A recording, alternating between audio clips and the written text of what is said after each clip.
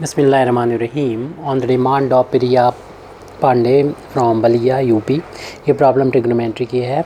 If tan inverse e to the power I alpha is equal to theta plus I phi and alpha does not equal to pi by 2, prove that first part है 2 phi is equal to log of tan of pi by 4 plus alpha by 2 and second part है theta is equal to pi n pi by 2 plus pi by 4. तो सबसे पहले जो हमें given value है उसको हम यहाँ पर लिखेंगे tan inverse e to the power i alpha और राइट हैंड साइड में थीटा प्लस आई फाइव. फिर tan इनवर्स को हम जब राइट हैंड साइड ले जाएंगे तो लेफ्ट में बचेगा e की power i alpha is equal to ये इनवर्स ख़त्म हो जाएगा और tan theta plus i five हो जाएगा. इस तरीके से हमने tan theta plus i five की वैल्यू फाइंड कर ली है. यहाँ पर यूलर फार्मूला लगा देंगे. यूलर फार्मूला हम लोग जानते हैं e की power i z is equal to होता है cos z plus i into sine z. तो इसमें यूलर फार्मूले को अप्लाई करेंगे. ठीक है, जेड की जगह पर अपना अल्फ़ा है तो हो जाएगा cos alpha plus i into sine alpha. इसे इक्वेशन नंबर 1 डाल देंगे और फिर यहाँ पर कॉन्जुगेट प्रॉपर्टी का यूज़ करते हुए हम वैल्यू फाइंड करेंगे tan theta minus i five की. यानी जहाँ जहाँ पर भी आई है उसके साइन को लेफ़्ट में राइट में जहाँ पर भी जितनी बार भी है उसमें चेंज कर दें. तो इसको हमने जो लिखा है तो लिख सकते हैं by conjugate property. Conjugate property. तो कंजुगेट प्रॉपर्टी का यूज़ करते हुए इक्वेशन नंबर ये 2 डाला. अब इन्हीं दोनों वैल्यू से हम थीटा और फाई जो यहाँ पर फाइंड करना है निकालना होगा.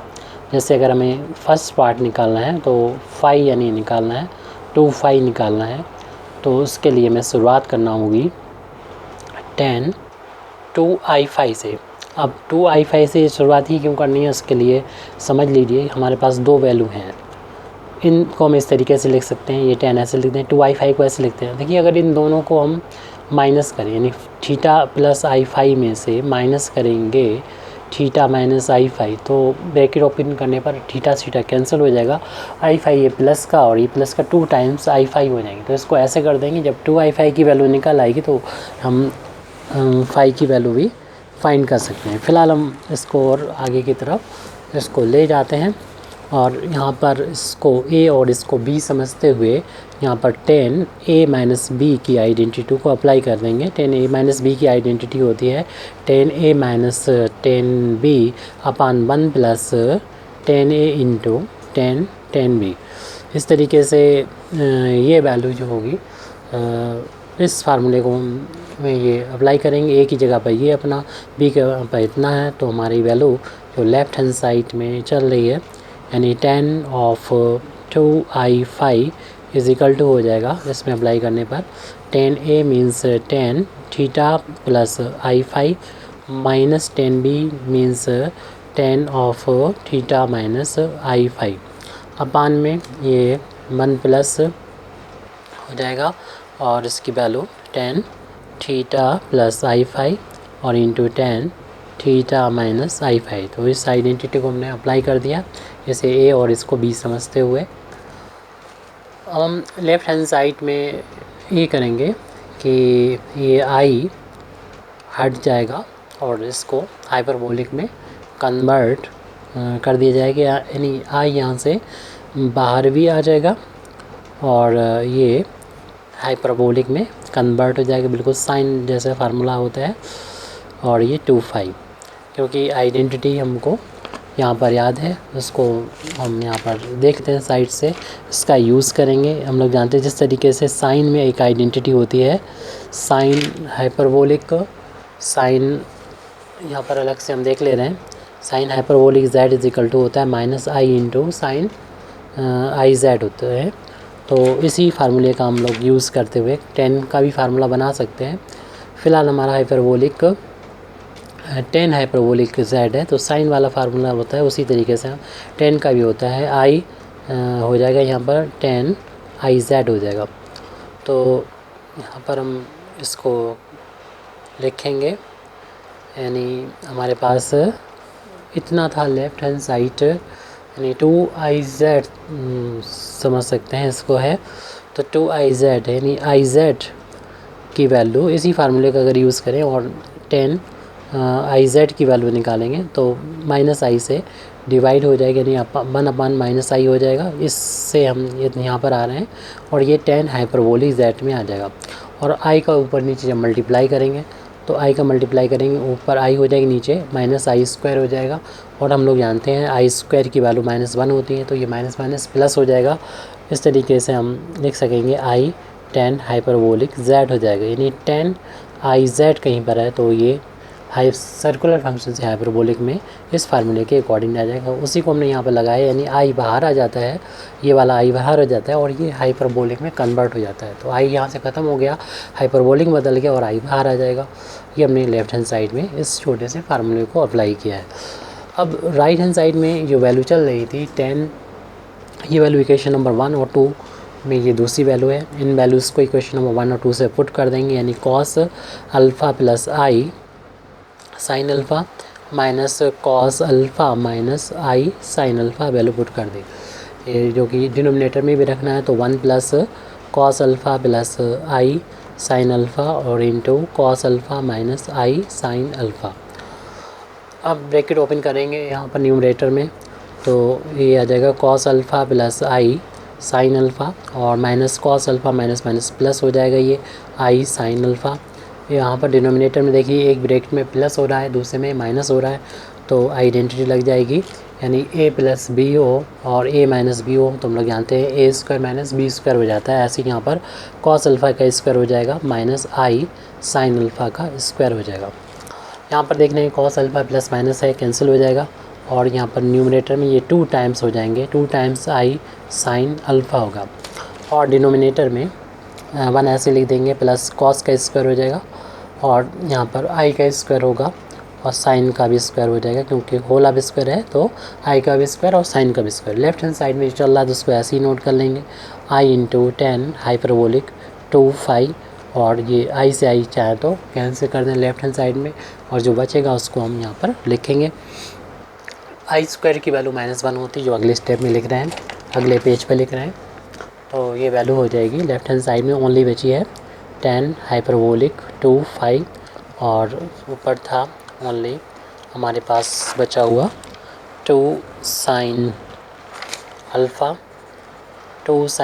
और 1 प्लस कॉस स्क्वायर अल्फ़ा और i² की वैल्यू -1 होती है तो माइनस माइनस ये माइनस माइनस प्लस हो जाएगा और साइन स्क्वायर अल्फ़ा, तो प्लस का ये वैल्यू हो जाएगी साइन स्क्वायर अल्फ़ा।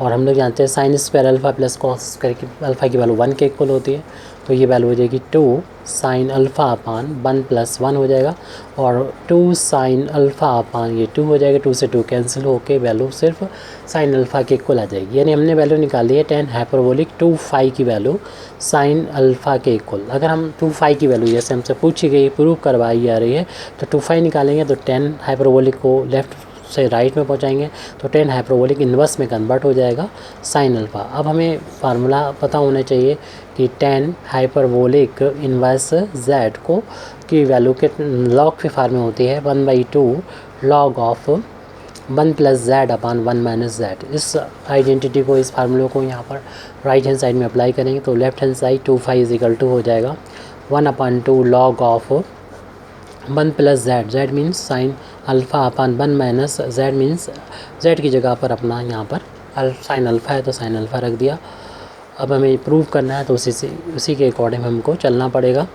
लॉग इस 1 को लिख सकते हैं cos square alpha by two plus sine square alpha by two means जितना एंगल अल्फ़ा/2 लिया है उतना यहाँ लेंगे। Sine square theta plus cos square theta की वैल्यू 1 होती है, इस 1 की जगह हमने ये लिख दिया और इसको हाफ एंगल में तोड़ेंगे तो इसकी वैल्यू होती है 2 साइन अल्फ़ा/2 इंटू कॉस अल्फ़ा/2। ये साइन का अल्फ़ा का हाफ एंगल में फार्मूला होता है। तो इस 1 को भी ऐसे ही लिख दें जैसे न्यूमरेटर में किया था, यानी cos square alpha by two plus sine square alpha by two और इस साइन अल्फ़ा को लिख सकते हैं 2 sine alpha by two into cos alpha by two. अब देखें कि ये यहाँ पर न्यूमरेटर में भी आइडेंटिटी बन गई, डिनोमिनेटर में भी आइडेंटिटी बन गई। ऊपर न्यूमरेटर में बना है A square plus B square plus का 2ab जो उसकी वैल्यू होती है ए प्लस बी का होल अब स्क्वायर, और डिनोमिनेटर में बना है ये कॉस का स्क्वायर है यानी ए स्क्वायर प्लस का बी स्क्वायर माइनस का 2ab, ये वैल्यू होती है ए माइनस बी का होल अब स्क्वायर। तो इन दोनों आइडेंटिटीज़ का यूज़ करेंगे हम राइट हैंड साइड के न्यूमरेटर और डिनोमिनेटर में।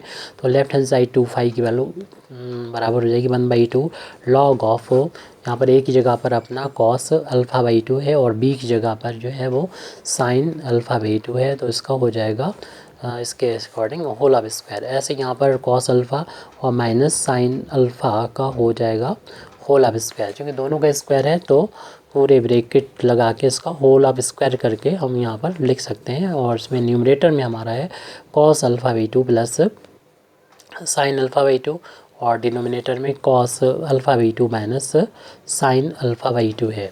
तो अब न्यूमरेटर और डिनोमिनेटर से हम कॉस को कॉमन ले लेंगे और ये लॉग में पावर आगे मल्टीप्लाई कर जाती है, उसके अकॉर्डिंग हम इसको लिख देंगे। और अगले स्टेप में अगले पेज पर यहाँ पर लिख रहे हैं 2 लेफ्ट हैंड साइड में हमारा चल रहा था और राइट हैंड साइड में ये 1/2 इंटू, हमने कहा था कि लॉग में पावर आगे मल्टीप्लाई कर जाती है, तो ये पावर जो थी उसको हमने शुरू में यहाँ पर लिख लिया, फिर लॉग है लिखा हुआ तो उसको लिख लिया, और फिर हमने कहा था कि कॉमन ले लेंगे न्यूमरेटर में से कॉस α/2, क्योंकि आंसर इस फार में नहीं लाना है तो 1 आ जाएगा। यहाँ पर कॉस अल्फ़ा कॉमन लेंगे और यहाँ पर नहीं है तो अपान में आ जाएगा, यानी साइन α/2 को डिवाइड कर देंगे कॉस α/2 से, डायरेक्ट भी tan α/2 लिख सकते हैं कॉस α/2। ऐसे यहाँ पर डिनोमिनेटर में भी हम कॉमन ले रहे हैं कॉस α/2 को, तो 1 माइनस का सेम ऐसे ही आ जाएगा साइन α/2 अपान कॉस α/2, और ये भी साइन अपान कॉस 10 लिख देंगे अगले स्टेप में। 2 से 2 ये कैंसिल हो जाएगा, 2 हमारे पास आ गया लॉग ऑफ, ये कॉस भी ऊपर नीचे कैंसिल कर दें तो न्यूमरेटर में आ गया 1 प्लस साइन अपान कॉस tan α/2 के बराबर है। इसी तरीके से ये भी tan α/2 के बराबर है। यहाँ पर हम 1 का इंटू मान सकते हैं और इस 1 को और इस 1 को हम 10π/4 लिख देंगे, क्योंकि आंसर हमें जिस फार में लाना है उसी फार में हमें बदलते हुए चलते रहना चाहिए। 1 को लिख सकते हैं 1045 की वैल्यू होती है जिसे हम π/4 लिखते हैं रेडियन में, प्लस का tan α/2 अपान 1 माइनस 1 जो है 10π/4 की वैल्यू हो जाएगी इंटू tan α/2। तो यहाँ पर हम आइडेंटिटी लगा देंगे, हम लोग फार्मूला जानते हैं कि tan a plus tan v upon 1 minus tan a into tan v की वैल्यू होती है tan a प्लस b के इक्वल होती है, तो इसलिए हमने यहाँ पर ये वैल्यू फार्मूला यहाँ पर लगा देंगे। लेफ्ट हैंड साइड में 2 के इक्वल चल रहा था, राइट हैंड साइड में लॉग यहाँ पर 10 हो जाएगा, a मतलब π/4 b मतलब α/2, और हम अल्फा की वैल्यू यानी हमसे जो वैल्यू निकलवाई थी प्रूव करवा रहे वो 2 की निकलवा रहे थे और ये वैल्यू प्रूव हो गई। फर्स्ट पार्ट हमारा प्रूव हो गया। अब हम सेकंड पार्ट की तरफ चलते हैं।